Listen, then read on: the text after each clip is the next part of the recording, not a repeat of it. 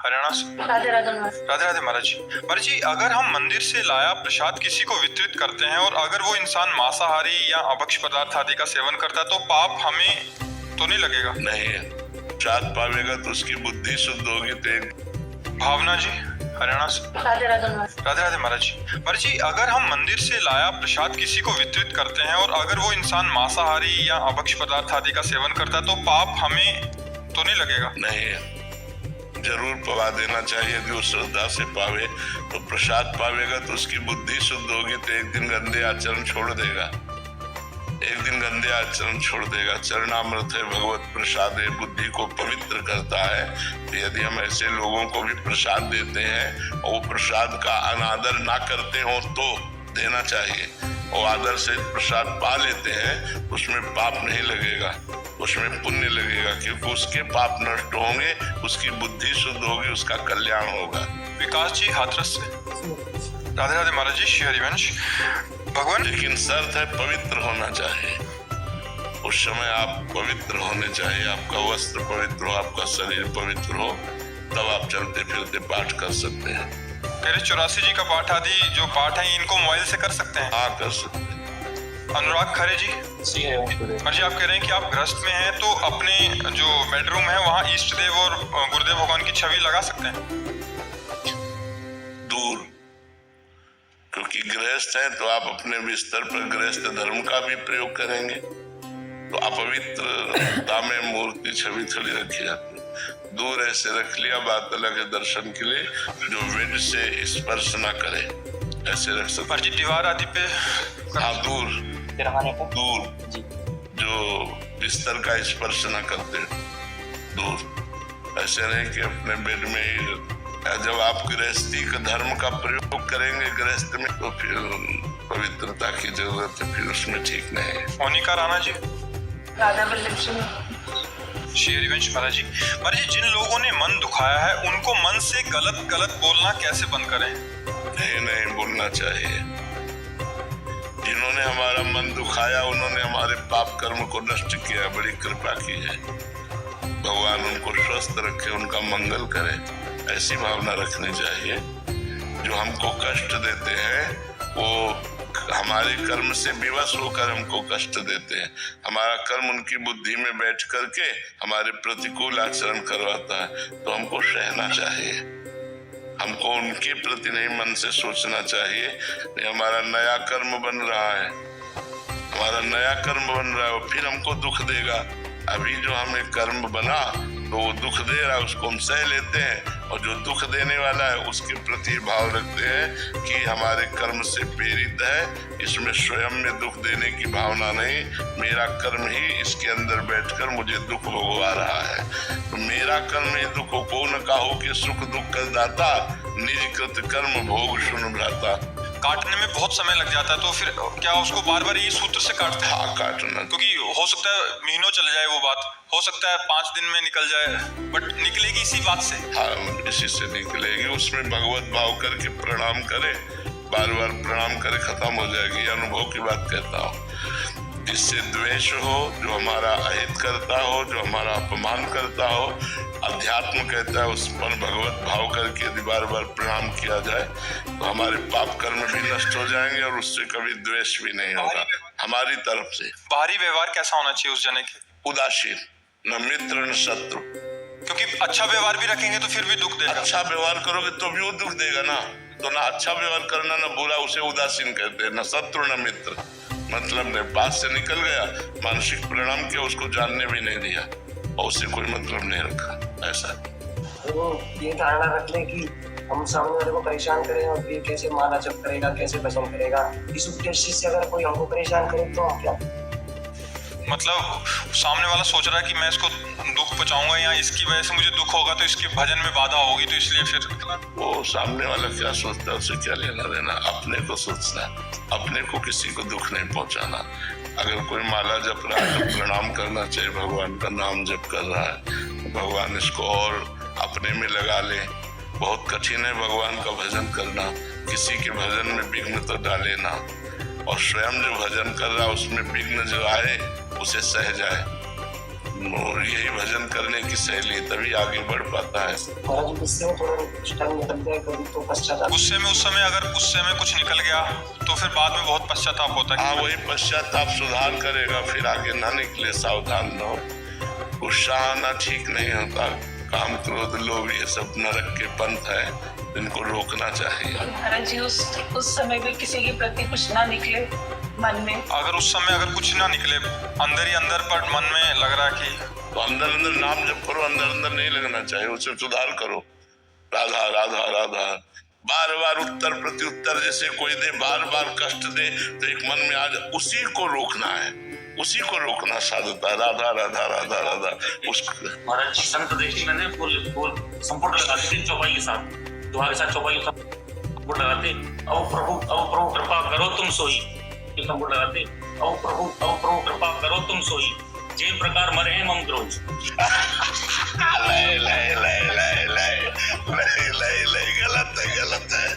गलत है। प्रभु कृपा करो तुम सोई।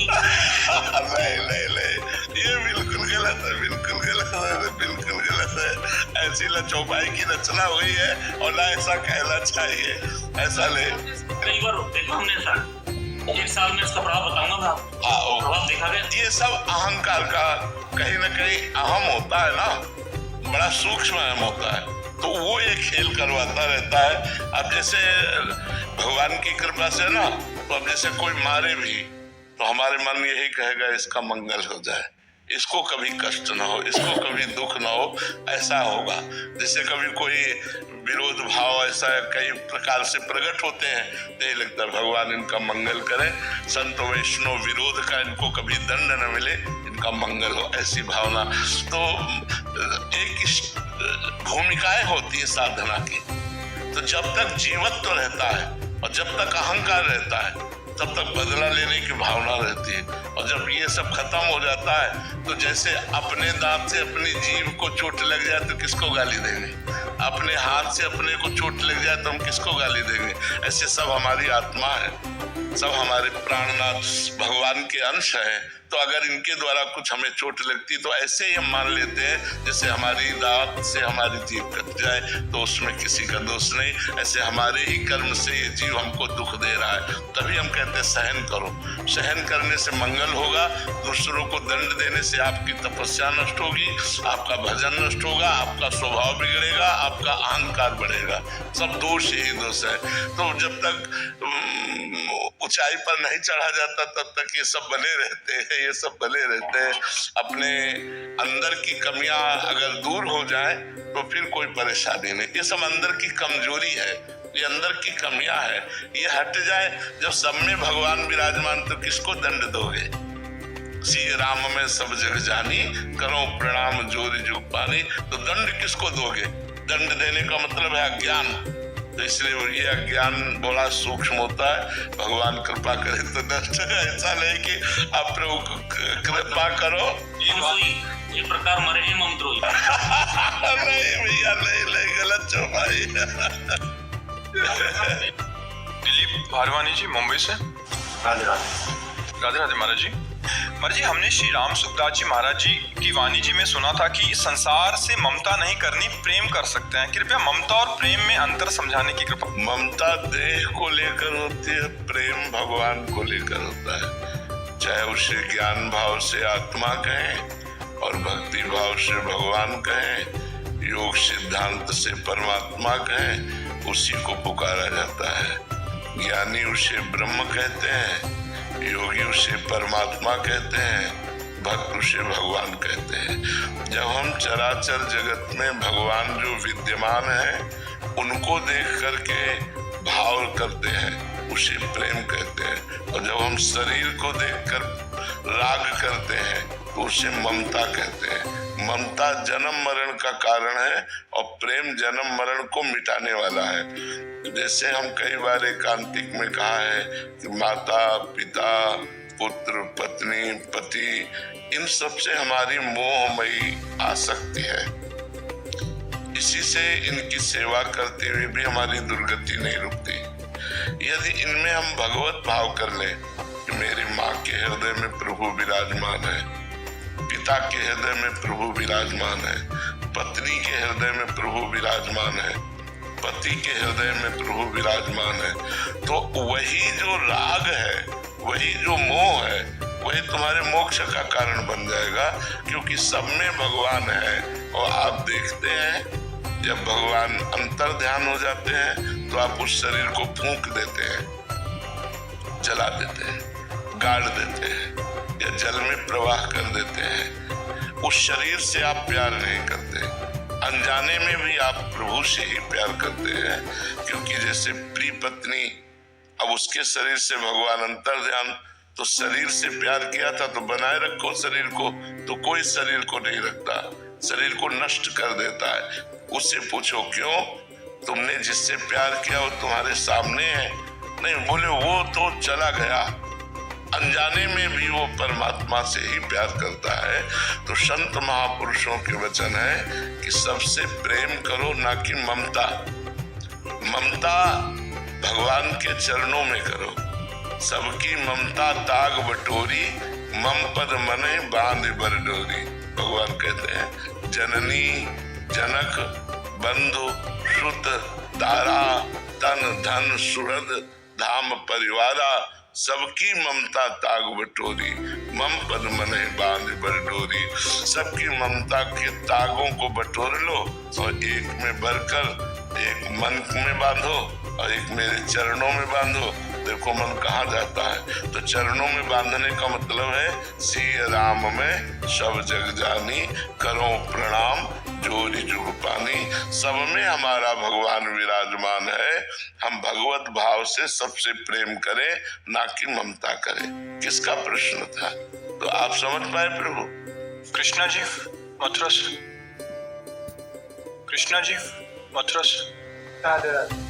राधे राधे महाराज जी। महाराज जी, आपने एक बार राधा कुंड वाले बाबा जी का प्रसंग सुनाया था, जिनका 12 वर्ष का प्रारब्ध 24 घंटे में पूर्ण हो गया था। तो महाराज जी, आप तो स्वयं प्रेम मूर्ति हैं, आपके दर्शन मात्र से प्रेम भक्ति स्फुरित होती है, तो प्रभु आपका प्रारब्ध इतने वर्षों से क्यों चल रहा है? हमारा प्रारब्ध हमको कष्ट नहीं दे रहा है इस कोटि का कि हम कोई सेवा ना कर पाए। अगर ऐसा होता तो विचार भी किया जाता। हमारी दिनचर्या चल रही, भगवान की कृपा से हमारा जो साधन चल रहा है, तो हमें इससे कोई विक्षेप नहीं है, कोई हमें परेशानी नहीं। जैसे मैं 1 बजे रात के जगता हूँ, वैसे 1 बजे रात के जगता हूँ। जैसे जो दिनचर्या वैसे वो दिनचर्या चल रही।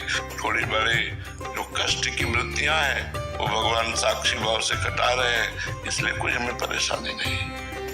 हमें ऐसी कोई परेशानी नहीं है जिसमें भगवान से प्रार्थना करें। उन्होंने जितना कष्ट दिया है उससे ज्यादा आनंद दिया है, तो आनंद कष्ट को दबाए हुए, इसलिए हमें कोई परेशानी नहीं। शशांक शुक्ला जी। राधे राधे महाराज जी। राधे राधे महाराज जी।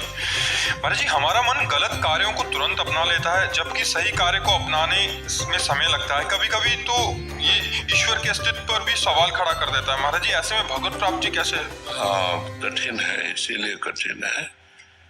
मन की गति प्रकृति की तरफ है। मना कष्टानि इंद्रियाणि प्रकृति स्थानि कर्षति। जीव भगवान का अंश है और मन और 5 ज्ञानेंद्रियां ये प्रकृति की तरफ आकर्षित हैं, जो कि प्रकृति से ही है। जैसे पानी को कहीं भी डालो नीचे की तरफ ही जाता है, उसे ऊपर उठाने के लिए यंत्र की जरूरत है, मशीन की जरूरत है। ऐसे ही मन की अधोगामी गति है, इंद्रियों के भोगों की तरफ जाना। अगर इसे परमात्मा की तरफ चलाना तो मंत्र की जरूरत है। अगर हम गुरु के द्वारा मंत्र लेकर खूब नाम और मंत्र जप करें तो मन भगवान में लगने लगे। जो भी अच्छी चीजें है महाराज जी, बिल्कुल उसमें मन नहीं लगता, और हाँ, इसका बुराई को तुरंत आ जाता है। हाँ, ये मलिन मन का स्वभाव है, ये मलिन मन का स्वभाव है। इसको निर्मल करना होगा। इसीलिए तो साधन धाम मोक्ष कर द्वारा मनुष्य शरीर जो दिया गया है वो साधना के लिए दिया गया है। साधना करके इस मलिन मन को रोका जाए। मन जो है जब निर्मल हो जाता है तो गंदी बातों की तरफ जाता ही नहीं। महाराज जी, आप क्या संसार राधा नाम का जाप भी करते हैं, लेकिन फिर भी महाराज जी मन उस जाप पे ना करके दूसरी तरफ भागा। हाँ, अब आपको ये देखना होगा कि एकांतिक में हमने एक बार कहा था कि जैसे हमारा भजन 50 ग्राम है और हमारा पाप 500 ग्राम है, तो क्या फर्क पड़ेगा? जब हमारा भजन 550 ग्राम हो तब जाके फर्क पड़ेगा। तो हमें रात दिन बिना किसी फल को देखे कि हमारे राधा नाम का कोई फल उत्पन्न हुआ कि नहीं, हमें जपते रहना है। तो जब भजन पाप के ऊपर भारी पड़ जाएगा तो मन प्रभु में लगने लगेगा। अगर प्रभु में ना लगता तो हम लोगों का जीवन बेकार हो जाता ना। संतों से इसी बात को तो परमार्थ की बात को सुना जाता है कि उनका अनुभव पर्सनल क्या है। शास्त्रों में जो लिखा है वो तो है, लेकिन उनका क्या प्रैक्टिकल क्या है उनका। तो प्रैक्टिकल हमने भी अपने मन को देखा है, क्योंकि 13 वर्ष की अवस्था से बाबा जी है और इसको भगवान के देखा है, इसको भगवान में लगते